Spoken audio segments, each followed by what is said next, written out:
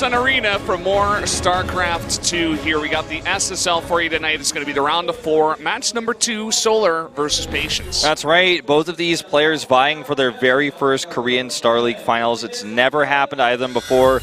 Solar, the more accomplished player. He's a 3-time DreamHack champion. He also won the MSI Beat It tournament, beating top-level Koreans there. And, now he wants to go to his first Star League finals. The same is true of Patience. His best performance ever was his performance last season where he got totally wrecked by stats 4-0 in the semis. So the furthest he ever made it was a Star League round of 4. Can he go further this time? It's going to be tough for him. I think he's the underdog tonight. I think he's got a better shot, though, against Solar than he did against Stats. That was one of the most one-sided round of 4 matches I had ever seen. This one, even though I think a lot of us are favoring Solar coming into this matchup, I think that Patience, he's still got a chance, and that it's not going to be as one-sided as the 4-0. Yeah, I'm really hoping not, because I feel like it could be if Patience loses the first 2 games and Solar gets a lot of momentum. Really quick, like one cheese, and it's like, uh-oh, and his mental starts to break. And, exactly. Yeah. And I know Solar is the foreign favorite, but I think a lot of people are rooting against him tonight because they do not want to have a Zerg versus Zerg finals here at Star League to see if he'll go up against Dark in that finals. Dark has made it back-to-back 2 Star League finals in a row. He could actually be exclusively the only Star League champion this year if he wins this one. I know there's only 2 seasons, but hey, you win both. That's pretty impressive. The other thing about this is that Dark, he's waiting on the other side, as you were saying, and he actually said in his interview that he'd rather face Patience. I mean, he's defeated big Protosses in the past, like Classic, in the round of 4 matchup. If he can beat Classic in a best of 7, I'm sure he's confident against Patience as well. And he's not really been that solid in the ZVZ matchup as well, so I think he's looking and he wants to face Patience here and is hoping that Patience will win. Yeah, let's take a look at these brackets, guys, to kind of remind you guys how everyone got here. Dark did defeat Classic in the round of 8 after overcoming TY, or excuse me, beating TY in the round of 8, then beating Classic in the semis. And for Solar, he defeated Deer, who could make the GSL finals if he defeats Bjorn, and Patience was able to defeat Zest in a pretty big upset there in the Protoss versus Protoss. So yeah, I don't know what was going on with Zest. I was actually expecting him to get out of that side of the bracket, but for some reason towards the end of this month of August, he just had multiple losses, and I don't really know what's going on. It's the matches against Patience. Patience actually looked really dominant, and I know he's good in the matchup as well, but Zest, he's been having trouble. Sure. This is huge, actually. There's so many WCS points on the line for this tournament to send these players potentially to BlizzCon as well. It's super important for both of these players as they're already out of the GSL. Neither of them went deep in Season 1 of GSL either. To win here tonight to hope to go to BlizzCon. You talked about Zest underperforming. It's important to perform obviously in both tournaments if you can. Zest losing in both really hurts his chances. You look at these 2 players, I mean, they made it further than most people would have expected.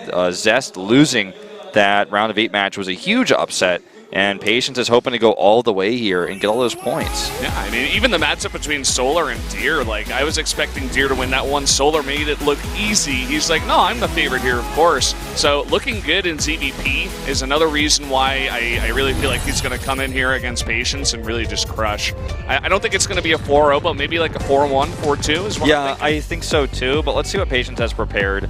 As the lone Afrika representative in both Star Leagues here in Korea, he's got some good practice partners to play with. He also can practice with other players that are not preparing for Pro League, or perhaps players that are preparing for Pro League that want to practice against a Protoss when their team is, they want to play against someone who has a different style than one of their teammates, for example. So definitely a possibility. For example, maybe creators like, let's practice together, stuff like that. Yeah. Or, just some other process can give him some props, some tips. Not props. If it does well, give him props. Yeah. Give him tips. We're going to go into our interview video, though, guys, to see what these 2 players thought about this upcoming match in just a moment. So stay tuned. We're going to take a look at that video. 프로토스전 같은 경우에는 제가 연습 때도 그렇고 대회에서도 그렇고 그렇게 많이 안 지는 편이라서 솔직히 4강 상대가 프로토스인 걸 보고 저는 정말 기뻐했어요.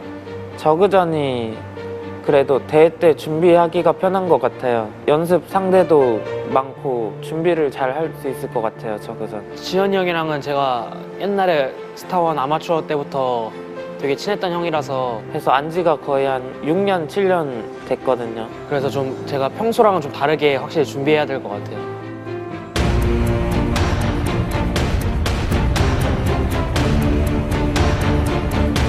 제가 생각하기에는 강민수 선수가 프로토스전을 지금 제일 잘한다고 생각하거든요. 정석적이지 않고 변칙적인 플레이를 잘하는 것 같고 물량이 많이 나오고요. 좀 공격적이어서 대회 때 만나면 제가 많이 위축될 것 같아서 단점은 그냥 기본기가 없는 것 같아요. 바보같이 하는 것 같아요, 대회 때. 이기는 경기들 봐도 기본기가 뛰어나서 이긴다는 느낌은 한 번도 못 받았어요. 올인이면 뒤 안 보고 그대로 올인으로 가고 그런 식으로 하더라고요. 와 진짜 못합니다. 분열기 못합니다. 와 정리됐어요 정리. 이게 말이 됩니까?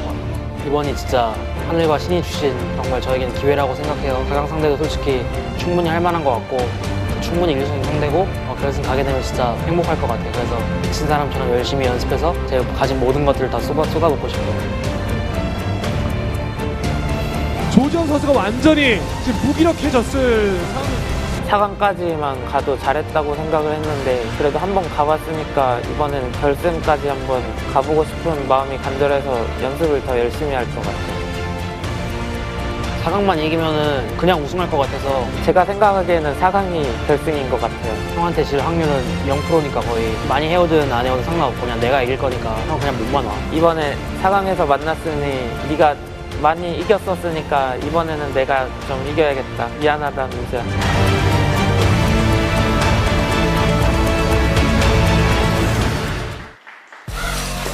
So there you have it, guys. Lots of nice words, but also some trash talk, specifically coming out of Solar there. He's like, all I got to do is show up. I don't even have to practice, man. You got no chance. Yeah.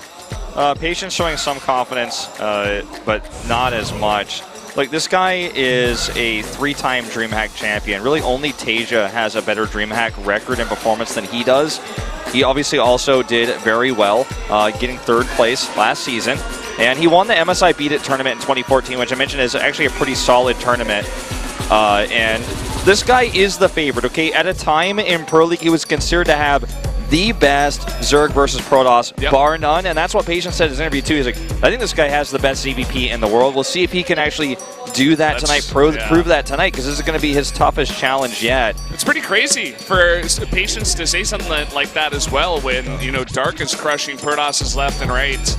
And that just shows a lot of respect that Patience has for Solar, especially in the matchup. I'm glad that you mentioned it as well. All right. You saw that result where he was 3-0 against Deer. He just crushed him. Now, this guy, okay, he won the 41 Summer Invitational. That's his victory. That tournament was tiny, okay? That tournament is a minor. He made it to the round of 4 in Valencia last year. Curious went on to win the entire thing. But this is the tournament where he's really looking to go to a real finals. He also won the WCA Asia qualifier, which is actually a much harder tournament, had a much larger prize pool. I'm surprised that wasn't listed.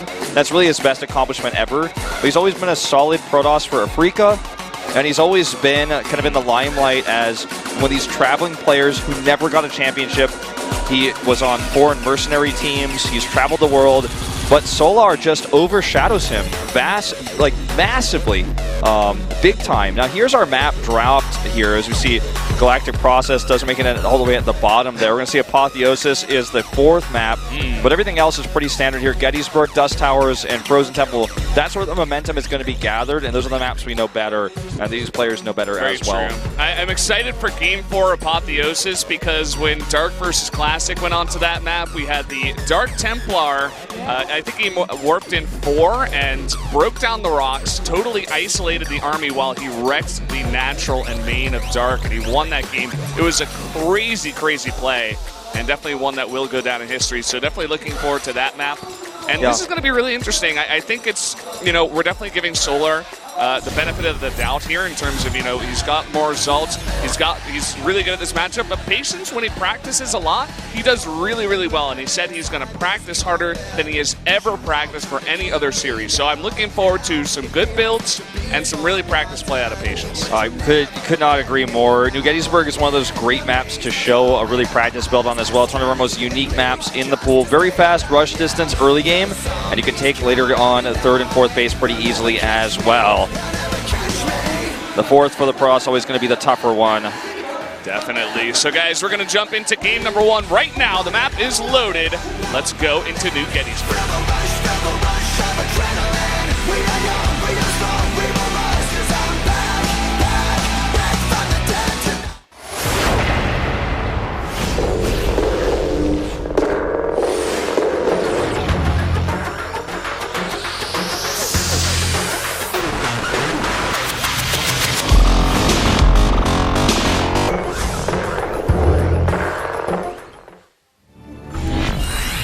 We are on New Gettysburg for set number 1 of our best of 7 tonight.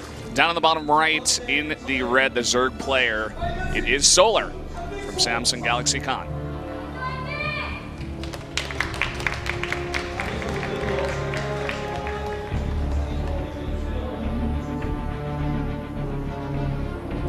Can't wait to see the Road Ravager composition he showed off last time.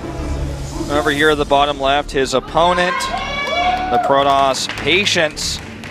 Looks like these are just fans. Can't wait to see you go to the finals. Patience wants to see a ZVP, not a ZVZ. Some just fan comments there. So this is it, and you know, it's kind of crazy to imagine that yet again Patience finds himself in the round of 4. We saw Solar fall out in the round of 8 to stats, actually doing that crazy queen all-in, which was highlighted actually when we saw Patience describe that Solar, when he goes all-in, he never turns back. Very known for doing things like that, but he's very good at it. You can even see Patience right now checking for like hatcheries. He knows that this guy, they know each other so well that he could be pulling some crazy stuff on any of these maps. Definitely, and it's always important to make sure you don't get cheese in the first game so you don't lose that momentum, because that is so important in a big match like this. So I do want to point out, of course, that this is kind of crazy that in today's StarCraft, we have these players on these teams like Samsung and Afrika, 2 underrepresented teams in Pro League, and you know, just not as known, not as big sponsor-wise as say SKT, the Dark, who's in the finals, or even Jin Air, SOS advancing to the GSL finals just last night. And we're going to have possibly a Samsung player or an Afrika player in this finals. I mean, it's going to be one of the two, and that's kind of crazy in itself. It's like when Rain was in the GSL finals when he was teamless, or you know, on a foreign team, not in a Kespa team, on My Insanity. It's the kind of thing you don't normally see in periods of StarCraft like this, and that's cool to me. It definitely is. Talking a little bit about this game here, we do have interesting placement on the tech of Patience all the way on the left side of his base. He could be just trying to hide what he's doing, or he might be going a little bit sneakier here as he gets more gas. Maybe a Dark Shrine. No, it's just going to be Glaives. Pretty standard. We'll see if he wants to follow it up with any kind of timing here. He definitely can do that on 2 bases. You can shade in your Adepts across this bridge and get them into a good position against the Zerg army. You're not going to be choked up there. We'll see what he wants to do. Yeah, and then you can kind of use the shades to either retreat or poke in. It's very powerful on this map. I'd say he's probably going to commit pretty heavily to this and try to hide it as much as possible. He already has a Stalker to deny 1 Overlord from coming in, but now that Overlord's speed is done and the second one is here, he will be able to scout this Twilight Council, might even be able to confirm the Prism, which would be pretty important. He's going to actually sack this Overlord to go and see that. It was a good response from Patience, but I think you are correct. Just he is going to see everything that's happening over here. Sees both the Chrono Boost as well. Knows that stuff obviously is coming out of those 2 buildings, and it's kind of interesting. We've seen some players, I know Classic did it in a couple of his games where they just skip the Stalker. They're like, well, he's going to go Overlord speed anyway, so he's going to see it regardless of if I have a Stalker, and I'd rather just have the extra Adept. We'll see if other Protosses want to follow suit. Let's see what he does now, because he knows he's been scouted. He is going to clear up the 3rd base. He might just take a 3rd and pressure a little bit with his first Prism. He hasn't added any other gateways, so I think that's the plan. Now that he's been scouted, he might have had a different plan earlier. And even if they have Overlord speed, I mean, he almost denied the scout. It was very close. These are just a few lings here. He should not be able to deny the 3rd base. He will see this Prism, though, with those lings, and he's picking a lot of lings, and it is going across the bridge right now. Yeah, he's going to make a Baneling drop with those lings. He's morphing Banelings right now with that Baneling nest that just finished. And is now going to do a little bit of harassment here. Looks like instead of morphing Banelings, he's actually going to just use lings alone for this first drop coming in right now. This is going to really task the multitasking of Patience here. He's going to actually have to respond very quickly. This is 8 lings here, and there's nothing in the main, no Mothership core nearby. And the triple Stargate's going to get scouted too. Oh, wow, that's going to be huge. Look at how much mining time he's losing. It doesn't really matter if he doesn't kill that many probes. He's seen everything, as you were saying, and he's even going to save these lings. Really, really cute. Yeah, only Great 2 lings play. go down, and when you commit this much to triple Stargate, I mean, I think you still have to commit to it after being scouted. This is such a strange way to play, too, and it's very out there, so Solar, even though he sees the 3 circuits, might be in somewhat disbelief. Like, he's going to have to go back and check and make sure those weren't canceled. And he's probably going to find himself against, I imagine, a large Phoenix army with the +1 coming out. It's going to be Mass Phoenix. He's going to need to get Aspire and get Corruptors out, or he's going to be in trouble. Now, this may mean that Patience is going to take the island. He's going to add 3 gateways before he does anything, though. He's not making any area units. Okay, there he goes.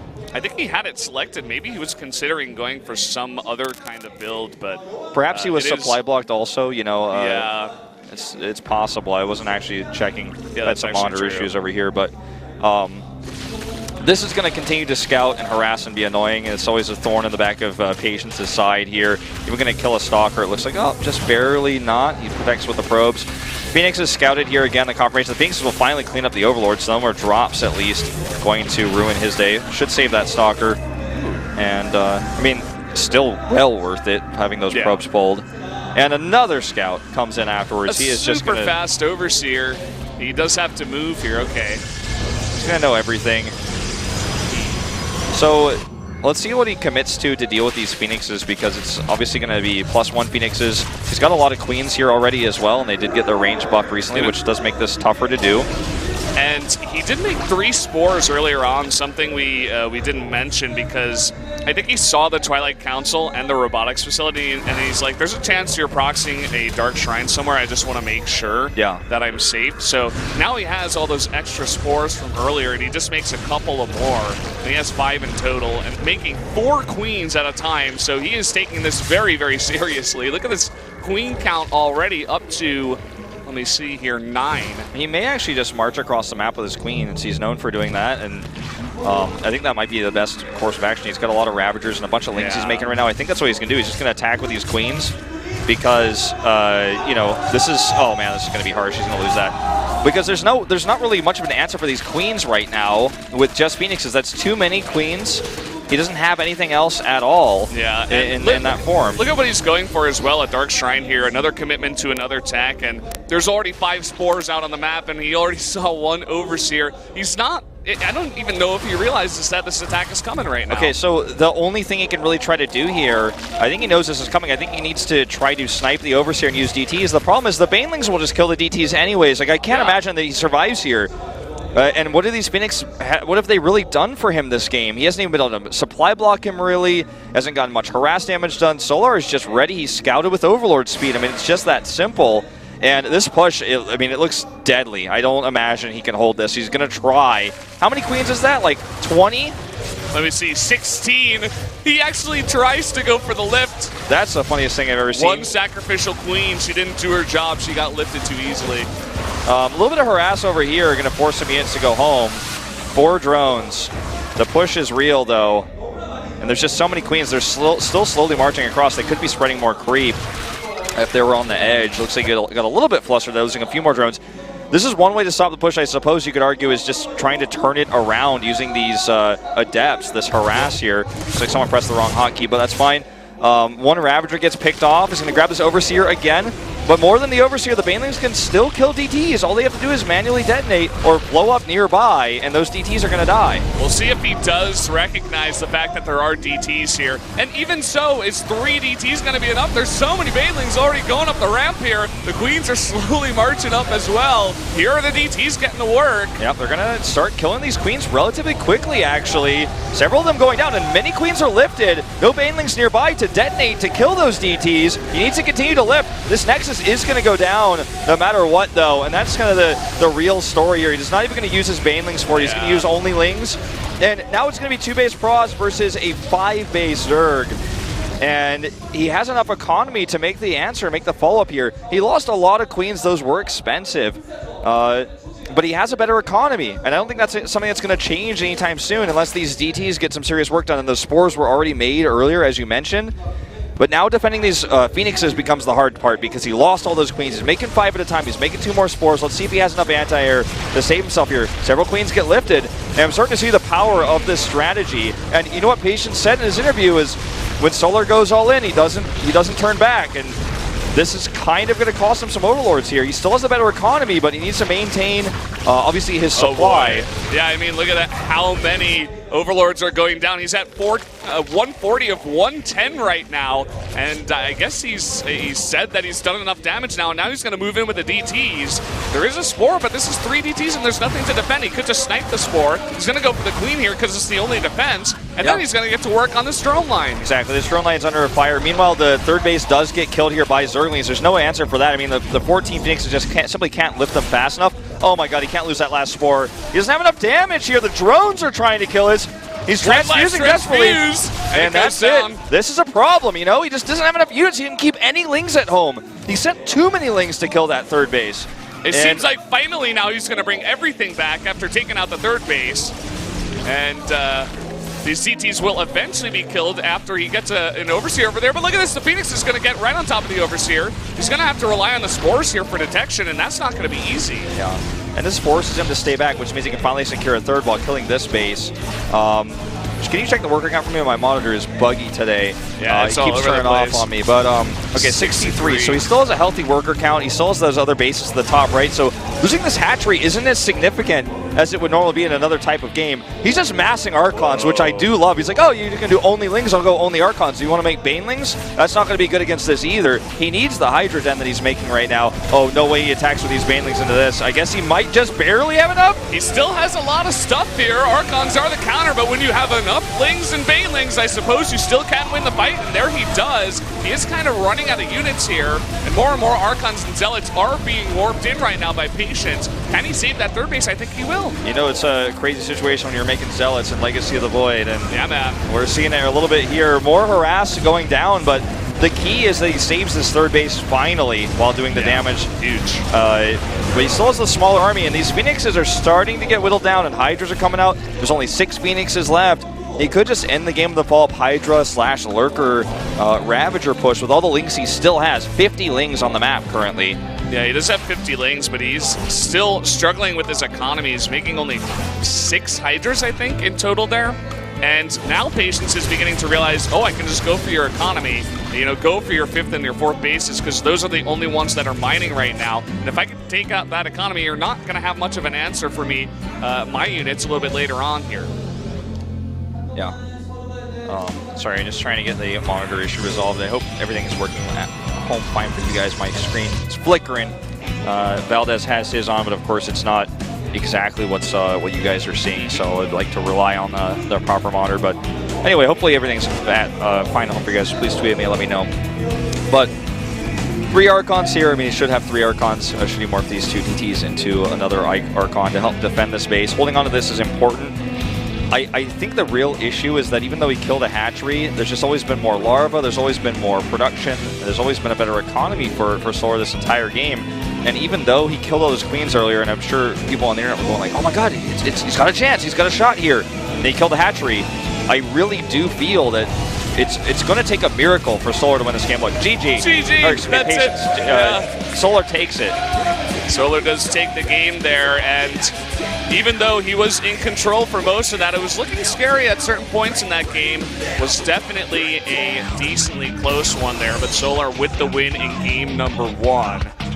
That is kind of what we expected. Solar playing a very aggressive, he was expanding so aggressively on that map, and he knew he could because he saw the build that Patience was going for with that many Phoenixes. You're not really going to have that much pressure on the ground. You can't kill hatcheries, so if you make enough Spores and Queens, you're going to have the defense for the Phoenixes, and then you can just, you know, drone up and you'll be totally fine. Realistically, if he left just a few Lings at home in his natural, when the DTs came in, he just kills them for free, and the game is even more one-sided. I feel like the crux of what happened in this game is simply the Phoenix build got scouted really early, and he confirmed, like, I don't know, maybe like 17 times that they were still going to be making Phoenixes, and that was actually the tech. He also scouted the Adept tech like super duper early, so he knew that was coming. So Patience had to change gears. I think his idea was like, all right, he knows what I'm doing. I'm going to do something super extreme that he won't expect, but then that also got scouted. So It's a rough time right now when you're playing against Zerg. I mean, if they get that Overlord speed, they can basically just scout everything that you're doing, and all the good Zergs are doing it. You see Dark Dude every single game.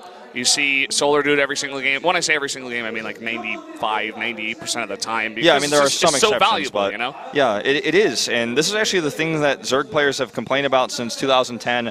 The beta for Wings of Liberty is, Zerg can't scout Protoss. They have like fucking 5,000 things they can do. Yeah. And so, you know, you got to be careful about that. You got to scout that. And this is why this Overlord speed is so important. And that's why scouting this basically won that game for Solar.